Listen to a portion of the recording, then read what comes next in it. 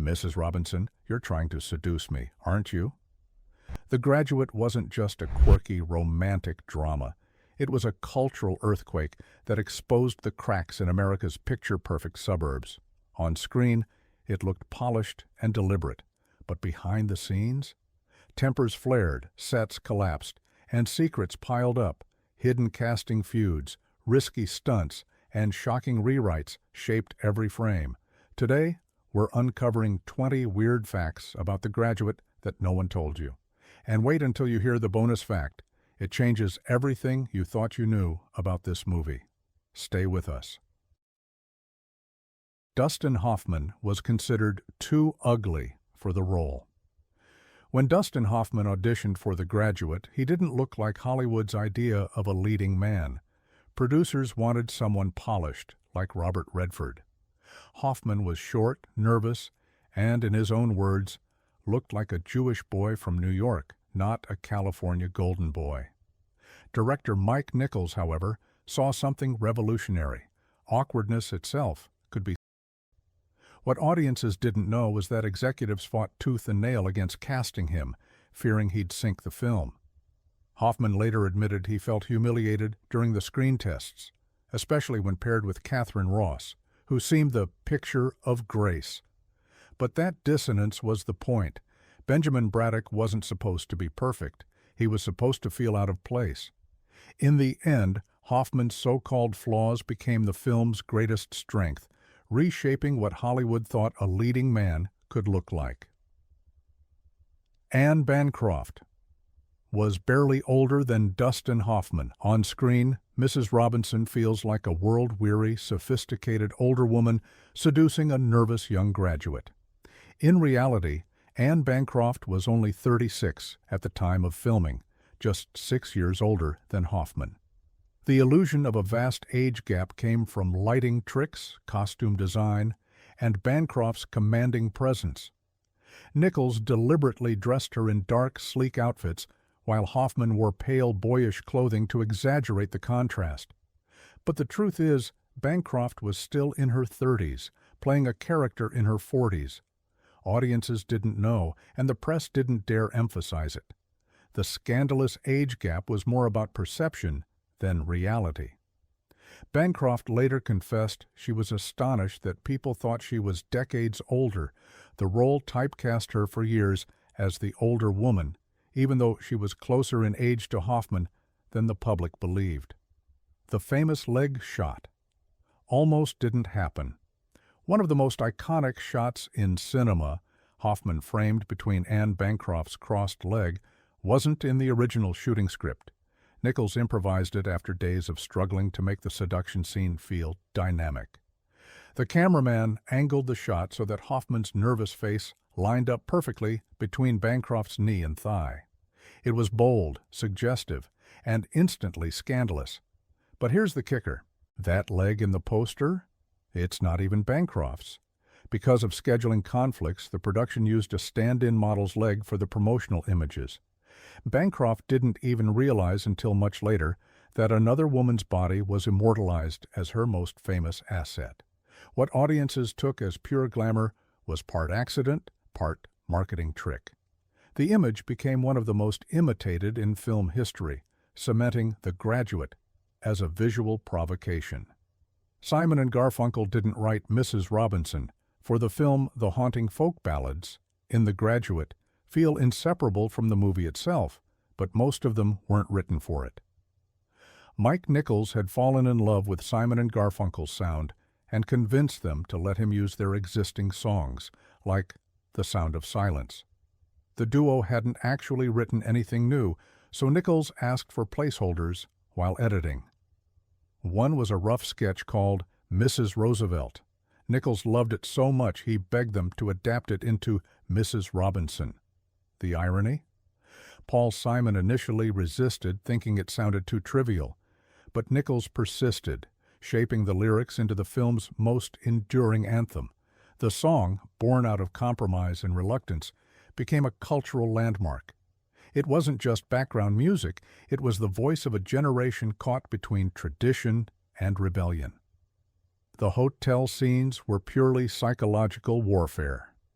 Filming the affair between Benjamin and Mrs. Robinson required weeks of shooting in stuffy hotel rooms under hot lights with little air conditioning. Nichols deliberately kept the set uncomfortable to enhance the claustrophobic mood. Hoffman recalled sweating profusely, feeling trapped in a box with Bancroft, which mirrored his character's confusion. Nichols also insisted on multiple takes of Bancroft's predatory stare, forcing Hoffman to sit through hours of her piercing glares until he cracked. What audiences didn't know is that Nichols wanted Hoffman's nervous breakdown to be real. He weaponized fatigue, sweat, and awkward silences to push his star into a genuine state of disorientation. The sterile beige hotel room became a psychological prison, both for Benjamin and for the actor playing him. Those uneasy vibes weren't just acting, they were carefully engineered torment. Catherine Ross was almost fired on set. Catherine Ross, who played Elaine, appeared calm and radiant on screen, but behind the scenes she clashed with cinematographer Robert Surtees. Ross, fascinated by the camera, once stepped behind it to observe a shot, an innocent curiosity. But on a strict Hollywood set, this was considered a violation of union rules. Surtees threatened to have her removed, and production nearly replaced her. Mike Nichols had to step in, defending his young actress and smoothing tensions. Ross later admitted she felt humiliated, treated like an outsider on her own film. What audiences never saw was how close Elaine came to being played by someone else. The irony? Ross's innocence and freshness became crucial to the film's emotional heart, but that fragile authenticity existed partly because she was constantly battling insecurity and fear of being fired. The Robinson house was a real mansion with secrets. While many sets were built on sound stages, the Robinsons' lavish home was shot in a real Pasadena mansion. But what audiences didn't know was that filming in the house caused serious headaches. The location was hot, cramped, and filled with mirrors and windows that complicated lighting. Crew members had to cover entire walls with black drapes to control reflections. Even worse, the mansion's owner hovered nervously during shoots, complaining about damage to furniture and carpets. Nichols pushed through, transforming the house into a suffocating symbol of upper-class rot. The irony was brutal. The very house meant to showcase wealth became a trap for cast and crew. That unease lingers in the film's atmosphere, where glamour feels shallow and oppressive. The Robinson home wasn't just decor, it was an uncredited character, echoing with both luxury and decay. Hoffman's first kiss with Bancroft was a disaster. The seduction scene that made movie history, it was almost ruined by nerves. Hoffman was so tense during his first on-screen kiss with Anne Bancroft that he missed her lips entirely and brushed her cheek. The crew laughed, but Nichols kept the cameras rolling. Hoffman's awkwardness bled into the performance, giving the scene an unscripted authenticity. But the humiliation didn't end there. Hoffman later admitted that he felt like a fraud kissing Bancroft, who carried herself with intimidating confidence. She teased him on set, jokingly calling him "kid" to underline the power dynamic. Instead of breaking the illusion, those stumbles enhanced it. Audiences thought they were watching Benjamin Braddock flounder under Mrs. Robinson's control. In truth, they were watching Hoffman himself, genuinely out of his depth, fumbling his way into movie immortality. Studio executives hated the ending. The ending of The Graduate, Benjamin and Elaine fleeing the wedding, then sitting silently as their joy fades into uncertainty, is legendary, but studio executives despised it. They wanted a clean, triumphant finale with smiles and kisses. Nichols refused. He insisted on capturing the awkward silence after rebellion, the truth that running away doesn't guarantee happiness. Dustin Hoffman recalled executives threatening to pull the plug if the scene wasn't reshot. Nichols stood firm, gambling his career. That final moment, where Benjamin and Elaine stare blankly forward, wasn't even scripted. Nichols just told them to think about what you've done. Their unspoken dread electrified the film. Audiences left unsettled, not reassured, and that was exactly the point. What Hollywood wanted to cut became the film's most haunting legacy: rebellion followed by emptiness. Dustin Hoffman slapped himself before takes. Hoffman was determined to embody Benjamin's nervous breakdown, but his methods were extreme. Before takes, he would literally slap himself in the face until his cheeks burned, forcing his body into a state of stress. Nichols encouraged the technique, believing the raw discomfort translated to screen. Crew members were both fascinated and disturbed, watching Hoffman psych himself into panic. During the infamous strip club scene where Benjamin stumbles into humiliation, Hoffman's flustered expressions weren't rehearsed. They were the result of his own self-inflicted chaos. What audiences didn't realize was that much of Benjamin's awkwardness wasn't acting at all. It was physical pain and emotional exhaustion, carefully cultivated by Hoffman's relentless process. The result was unforgettable, a performance that felt vulnerable, jittery, and alive with real anxiety. And before we move on to Fact Emerge 11, go ahead and like and subscribe, because the next set of secrets will make you see The Graduate in an entirely new way. Mike Nichols nearly walked off the film. Mike Nichols had just come off a Broadway hit, but The Graduate nearly broke him. Studio executives constantly second-guessed his choices, from casting Hoffman to the offbeat use of Simon and Garfunkel. At one point, Nichols was so frustrated with interference that he threatened to quit the film entirely. He told producers, "If you want another director, you can have one, but it won't be this movie anymore." The tension was brutal. Nichols, a young director, gambling his career against a major studio. Yet he held his ground, and his uncompromising vision turned a risky project into a cultural phenomenon. What audiences didn't know was how close The Graduate came to losing its director mid-shoot. Nichols's stubbornness didn't just save the movie, it defined it, ensuring that every strange, uncomfortable choice remained intact. The aquarium scene was held to film. Benjamin staring blankly through the glass of a giant aquarium became one of the movie's most symbolic images. But filming it was a nightmare. The tank's glass distorted reflections, making it nearly impossible to light properly. Crew members fought glare from every angle, forcing endless adjustments. Meanwhile, Hoffman stood motionless for hours, drenched in heat from the lights, his suit soaked with sweat. Nichols kept demanding retakes, determined to capture Benjamin's emptiness in one long, suffocating shot. At one point, Hoffman nearly fainted from exhaustion. Yet those struggles created one of the film's most haunting images, a man literally boxed in by the glass of his own future. Audiences saw art, the crew saw misery. The aquarium wasn't just a prop, it was a cage, trapping both actor and character in a silent scream. Hoffman's nose was a point of controversy, Hollywood's leading. Men in the 1960s were supposed to look like Rock Hudson, square-jawed, symmetrical, and unthreatening. Hoffman's nose became a major point of debate among producers. They suggested makeup tricks, camera angles, even surgery to fix his appearance. Hoffman refused. Nichols defended him, arguing that his unconventional look gave Benjamin authenticity. "It wasn't about beauty," Nichols later said. "It was about truth."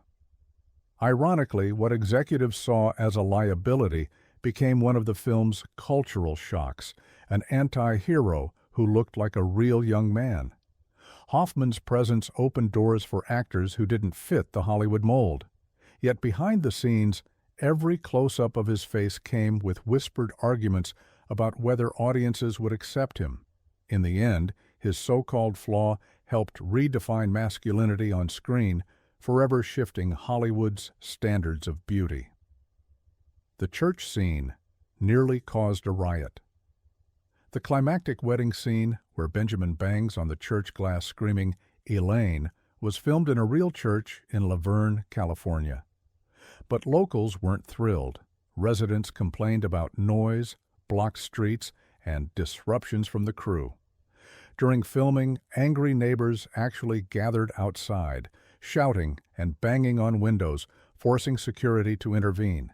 Inside, the cast had to endure sweltering heat since the packed set and bright lights turned the church into an oven. Hoffman and Ross sweated through multiple takes, their exhaustion bleeding into the frantic energy of the scene. What audiences never realized is that the chaos outside mirrored the chaos inside. Real anger, real disruption, and real rebellion. That climactic eruption wasn't just scripted melodrama. It was life imitating art, small-town outrage colliding with Hollywood audacity. Anne Bancroft's fear of being typecast came true. Anne Bancroft delivered one of the most legendary performances in cinema as Mrs. Robinson. But for her, the role came at a cost. Though only in her mid-30s, she was suddenly branded Hollywood's older seductress. Casting directors stopped offering her ingenue roles and instead pigeonholed her as the predatory woman. Bancroft admitted later that she regretted how powerfully Mrs. Robinson overshadowed her career. The irony was cruel. Her brilliance created an archetype so iconic that she couldn't escape it. Even as audiences applauded her, Hollywood boxed her in. Bancroft's own career mirrored the film's themes: youth celebrated, maturity sidelined. The tragedy wasn't that she played Mrs. Robinson too well. It was that Hollywood refused to see her as anything else, turning a career-defining triumph into a long-lasting burden. The sound of silence was used by accident. Mike Nichols first dropped Simon & Garfunkel's The Sound of Silence into the film as a temporary placeholder. He simply needed something to edit with. But when he watched the footage paired with the song, it clicked so perfectly that he refused to replace it. Executives complained it felt too depressing, but Nichols fought back. The song, written years earlier, eerily echoed Benjamin's numbed attachment and the emptiness of modern suburbia. Hoffman later said he couldn't imagine the film without it. What audiences didn't know is that The Sound of Silence wasn't planned. It was an accident of editing. Yet that accident became one of cinema's most haunting marriages of sound and image. Without it, The Graduate might have been just another quirky comedy. With it, it became an anthem for disillusioned youth. The pool scene symbolized real exhaustion. Benjamin drifting aimlessly in his parents' swimming pool looks like pure symbolism, the image of a young man drowning in ennui. But behind the camera, Hoffman was genuinely exhausted. Nichols forced him to stay in the water for hours at a time, waiting for clouds to shift or cameras to reset. Hoffman's skin wrinkled, his eyes reddened, and he nearly collapsed from overexposure to chlorine. Nichols encouraged the misery, believing the physical toll would feed the performance. What audiences saw as metaphor was partly documentary, an actor literally trapped in a pool with no escape. Hoffman's drained expression wasn't only acting, it was the result of long hours floating, waiting, and gasping for direction. The pool scene didn't just symbolize Benjamin's inertia, it captured Hoffman's actual fatigue, immortalizing exhaustion as art. The iconic leopard print coat was a last-minute find. Mrs. Robinson's leopard print coat became one of the most recognizable costumes in cinema, radiating danger and seduction. But it almost didn't exist. The wardrobe department had struggled to pin down her look, cycling through conservative dresses that felt too plain. On a last-minute shopping trip, costume designer Patricia Ziprot found the coat in a boutique and convinced Nichols to try it.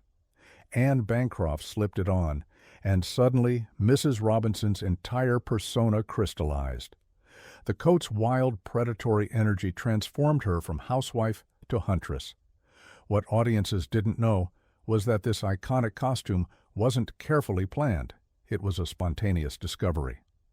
Bancroft later said she felt like a different creature wearing it.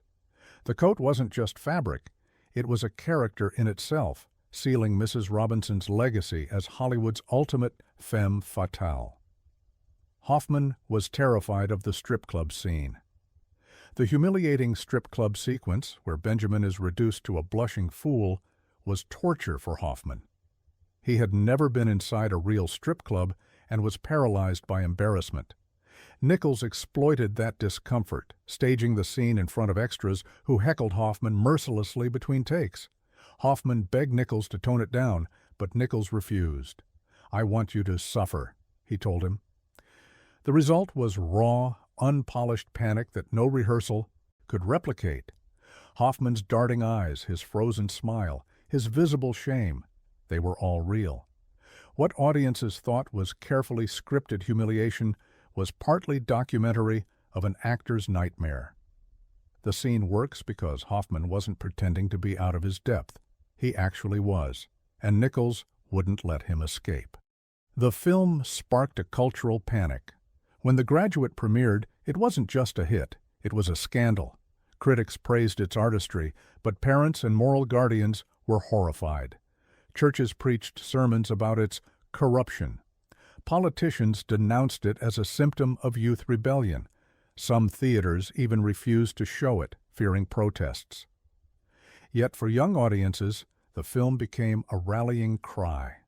College students packed screenings, seeing their own frustrations projected onto Benjamin's blank stares and impulsive rebellion.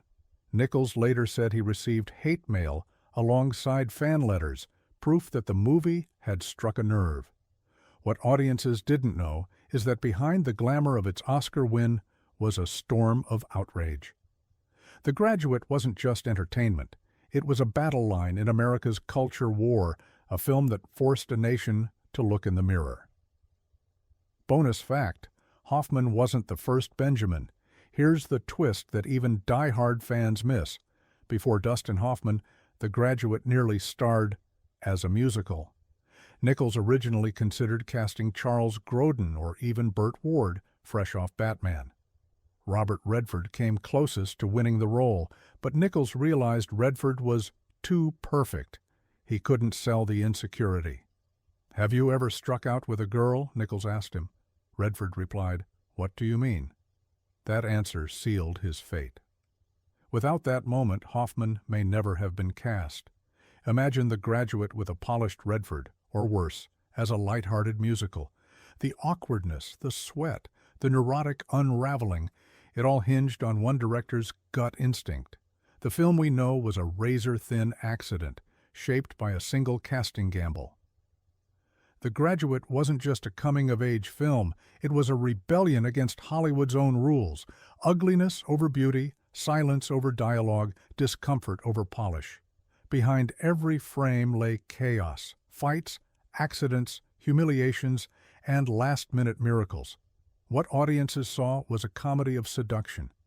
What the cast lived through was a war for truth. So, if you loved uncovering these secrets, hit like, subscribe, and drop a comment. Which fact shocked you most? Until next time, remember, sometimes the biggest lies in Hollywood are the ones that make the best stories.